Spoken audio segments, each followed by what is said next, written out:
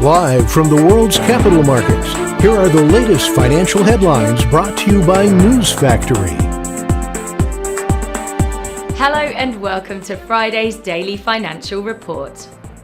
The dollar-yen pair saw a minor rise of 0.1% in the last session. The RSI is giving a positive signal. The Bitcoin-dollar pair dove 1.8% in the last session. The RSI is giving a positive signal. The gold-dollar pair dove 2.2% in the last session. The ROC is giving a negative signal. The oil dipped a slight 0.2% against the dollar in the last session. The MACD is giving a positive signal. And now let's hear what our chief analyst picked up for us today.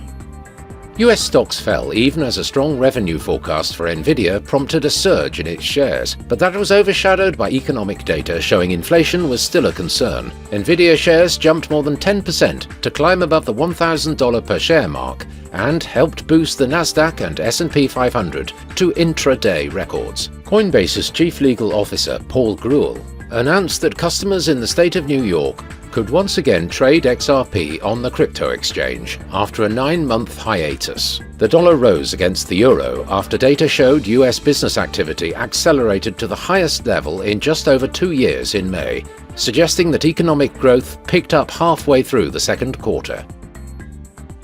Those were today's major economic events, and now moving on to world financial headlines. The UK's retail sales will be released at 6 GMT. The UK's CFTC GBP NC net positions at 19:30 GMT.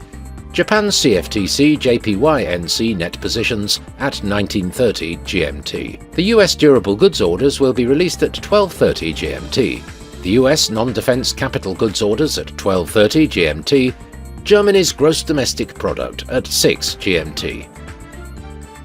We hope that you've enjoyed Friday's Market Outlook.